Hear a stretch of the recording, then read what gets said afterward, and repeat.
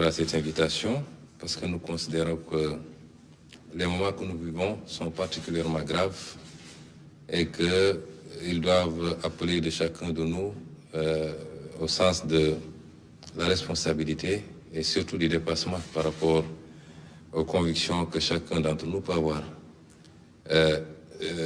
L'État a la prérogative et la priorité de la gestion de cette crise.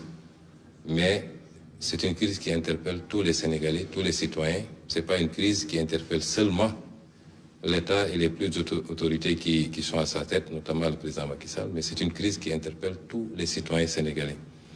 Et donc, nous avons considéré, nous n'avons pas attendu cette audience pour donner notre point de vue et apprécier toutes les mesures qui avaient été prises jusque-là.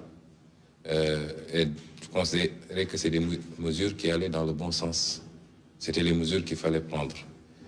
Alors, notre seule présence ici suffit à démontrer que l'heure est grave, je crois. Et c'est pourquoi nous continuerons à lancer un appel aux Sénégalais à rester vigilants et concentrés et surtout à suivre strictement les consignes qui ont été données. Strictement parce que c'est des consignes qui sont données pour leur bien. Il s'agit de sauver des vies. C'est pas c'est pas un jeu. Aujourd'hui, c'est des milliers de morts qu'on voit un peu partout. Et ça n'épargne ni Premier ministre, ni président, ni chauffeur de taxi. Tout le monde est exposé à cette maladie. Donc, il est important que tous les Sénégalais le comprennent. Au-delà, nous avons écouté. Nous étions venus avec beaucoup de questions. Parce que jusqu'à présent, on était dans des mesures d'ordre sanitaire. Hier, on nous a annoncé, parce qu'on est à la phase de l'annonce, un certain nombre de mesures d'ordre budgétaire avec un impact économique et social recherché. Évidemment, on est dans une autre phase de gestion de cette crise. Il était bon que sur pas mal de questions, avant d'avoir à prendre une position, nous puissions interpeller, puisque le plan n'est pas encore présenté aux Sénégalais, c'est les annonces simplement. Et je crois que le président Macky Sall a répondu à toutes les questions que nous avions soulevées. Nous allons avoir plus de bonnes notes et nous allons pouvoir fonder notre avis à partir de ces réponses, en attendant que les ministres chargés de l'application de ces décisions nous produisent les plans détaillés. Déjà, que pensez-vous des mesures qui ont été prises par le chef de l'État à l'occasion de son adresse à la nation? Oui, c'est des mesures, pour le moment, j'ai dit qu'on est à l'état de l'annonce. Nous avions des questions que nous avions posées. La première, c'était la nature de l'état d'urgence. Est-ce qu'elle est générale ou est-ce qu'elle est d'ordre strictement sanitaire? Nous avons demandé au président de la République s'il envisageait d'aller au-delà en invoquant les dispositions de l'article 77 de la Constitution, parce que ça nous interpelle. Je ne vous dirai pas pourquoi maintenant. Nous avons considéré également qu'on n'a pas encore les détails sur qu'est-ce qui va alimenter ce fonds, 1000 milliards. Vous savez, aujourd'hui, nous n'avons pas de marche. La Banque centrale européenne a dégagé une enveloppe de 750 milliards d'euros. Le Fed aux États-Unis a dégagé une enveloppe de 500 milliards, mais la BCEAO ne peut pas dégager d'enveloppe parce que nous avons une contrainte liée à notre monnaie, simplement. Après, qu'est-ce qui reste? C'est de recourir au budget et reconnaître tous qu'il va falloir qu'on creuse le déficit. Il faut recourir au FMI, droits de tirage spéciaux. Peut-être on a 150 milliards à tirer là-bas, peut-être la Banque mondiale. Mais ensuite, il faut réorganiser notre budget. Mais nous voulons voir tous ces détails. Il faut de l'argent pour gagner une guerre. Il faut chercher cet argent. Nous avons été rassurés que l'argent, nous l'aurons. Après, où va cet argent? C'est aussi important. Il ne faut pas que cet argent soit dépensé simplement à acheter des 4x4 pour des soi-disant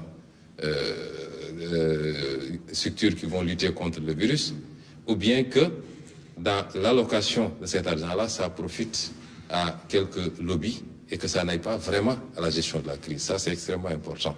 Et c'est un plan détaillé qui nous permettra de voir. Déjà, j'ai dit carrément au président que je ne suis pas d'accord avec les mesures fiscales du moins.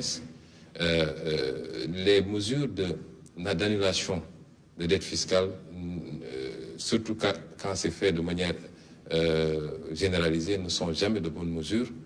Vous ne pouvez pas mettre dans la même panier ceux qui ont carrément commis des crimes fiscaux, notamment collecter de la TVA et ne pas la reverser, ou collecter de l'impôt sur les salaires et ne pas reverser, avec ceux qui peut-être ont commis des erreurs de bonne foi, c'est des questions d'interprétation, etc., etc.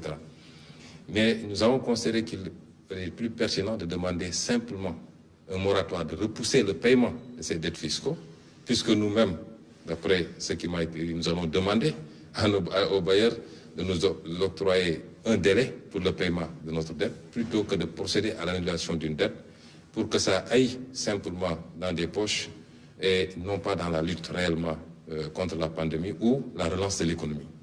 Ça, c'est les problématiques que nous avons posées. Nous avons considéré que les 50 milliards alloués aux mesures sociales nous semblent assez peu.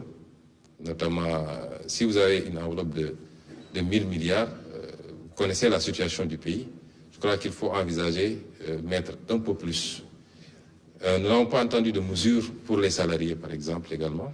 Il n'est pas question pour nous de dire oui, les gens ne vont pas payer ceci ou cela. Il y a beaucoup de choses qui se disent, on ne paye pas le loyer, on ne paye pas l'eau, on ne paye pas l'électricité. On n'est pas à ça, puisqu'on n'a pas prononcé une mesure de confinement. Les gens peuvent continuer plus ou moins à vaquer à leur occupation, mais il faut envisager des mesures pour accompagner ces pans, parce que beaucoup de gens dépendent de ces salariés. Et nous avons également abordé des préoccupations, toujours par rapport à l'utilisation de cette enveloppe et surtout au contrôle de cette enveloppe. D'où la pertinence de la question sur le recours à l'article 77 de la Constitution. Nous considérons qu'il faut absolument, évidemment, nous sommes en crise, ça justifie cette solidarité et qu'on mobilise les fonds, mais en aucun cas, il ne faudrait qu'un seul franc destiné à ce combat se retrouve ailleurs que de droit. Et ça, c'est extrêmement important. Et c'est une gestion transparente et rigoureuse qui nous le permettrait. Nous ne voudrons pas que la crise serve à justifier un certain nombre de comportements et que l'argent qui a été mobilisé et qui sera dans tous les cas payé par les Sénégalais, il faudra un effort national, un sacrifice pour que cet argent-là soit payé par les Sénégalais. Il ne faut pas que cet argent-là se retrouve ailleurs que dans la lutte contre le virus, mais également dans la relance de l'économie qui sera impactée par cela et surtout dans les mesures d'appui sociaux.